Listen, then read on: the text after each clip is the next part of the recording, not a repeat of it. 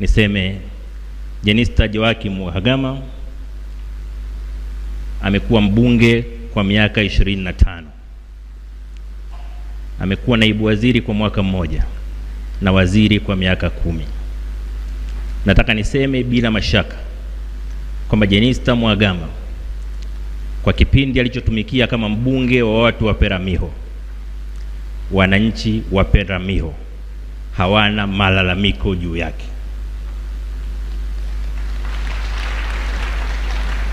Mheshimiwa Jenista Mhagama alikuwa mtumishi wa kweli wa watu wake. Alikuwa mnyenyekevu na alikuwa anapenda sana watu wake. Kitu alichotanguliza mbele katika maisha yake ya kazi ni kuwatumikia wananchi wa Peramiho. Na hata alipopata nafasi ya kuwa waziri, hakuacha kuwatumikia wananchi wa Peramiho, lakini vile vile aliguswa sana na watu wanyonge wa kawaida. Ndio maana leo wanyonge wa Peramiho wana uchungu zaidi kuliko mtu yoyote, kwa sababu wanajua mpiganaji wao, mtetezi wao ameondoka, ametangulia mbele ya haki.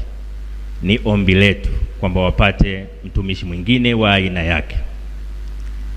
Wakati tukitafakari kuhusu kifo cha Jenista, nikawaza sana, nikasema kama Mungu angeniambia niombe kitu kimoja tu, ningeomba kwamba wabunge wote wa CCM, wabunge wote wa nchi hii, madiwani wote wapende na kutumikia watu wao kwa kiwango cha Jenista Mhagama.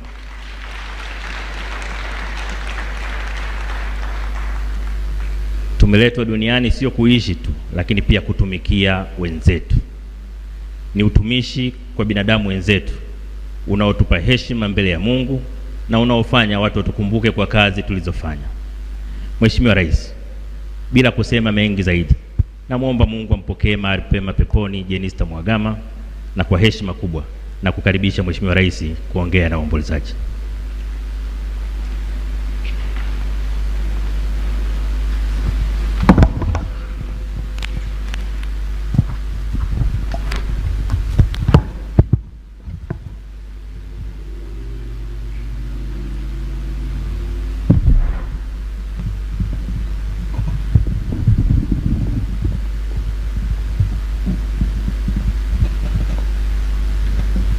Na kofia hizo zilimtosha na kumwenea sawasawa,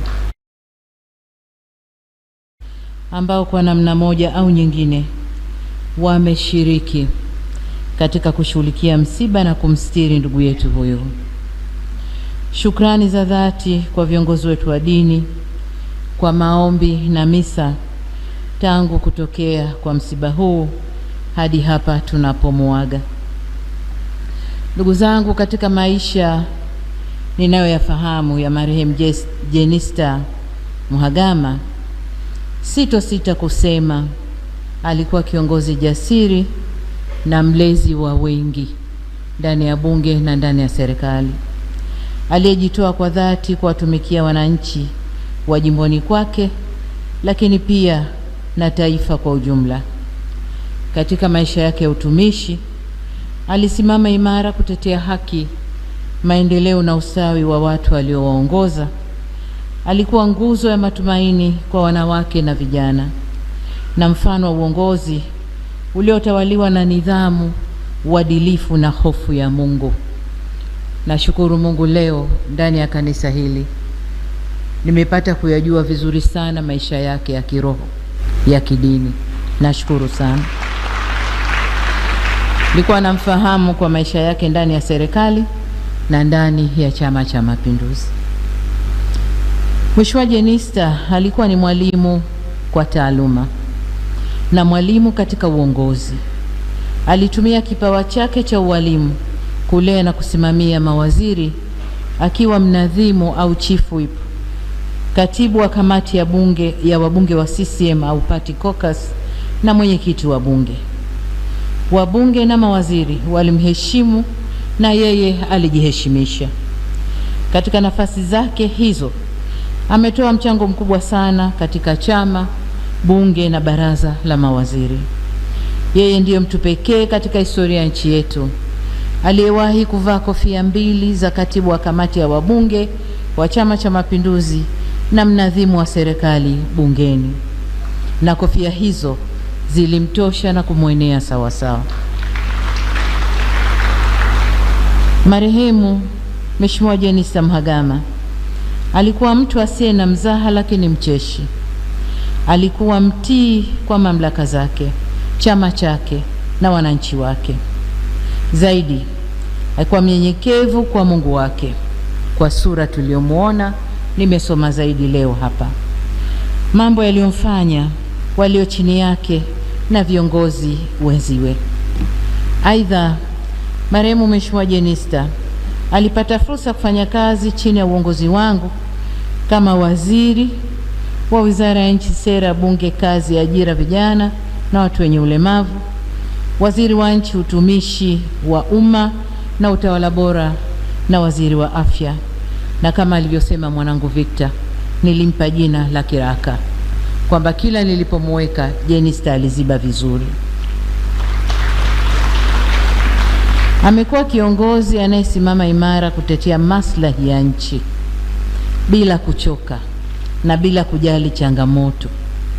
Kupitia sauti yake bungeni, vitendo vyake katika jamii na msimamo wake katika uongozi, ameacha kumbukumbu njema.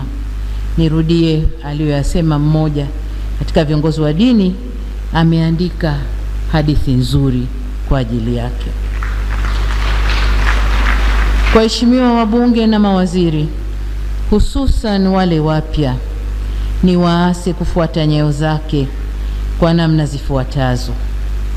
Mafanikio ya bunge na taifa yanatokana na mshikamano wa wabunge wote bila kujali tofauti za kisiasa.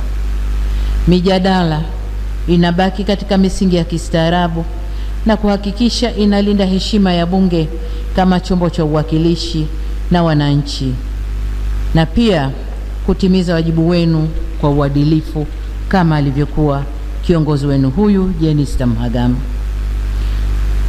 Waheshimiwa na wanafamilia, nihitimishe hotuba yangu kwa kusema tunamshukuru Mungu kwa mchango mkubwa wa marehemu Jenista katika maendeleo ya jimbo lake, chama chetu, serikali na taifa kwa ujumla.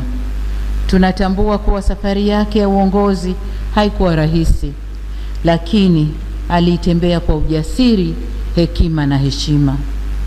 Leo tunapomuaga kuelekea katika makao yake ya milele, tunabaki na kumbukumbu za tabasamu lake. Niliwahi kuwasikia watu wakisema hajawahi kumwona Jenista akikasirika. Ukweli ni kwamba alikuwa anakasirika, lakini muda wote alikuwa na tabasamu.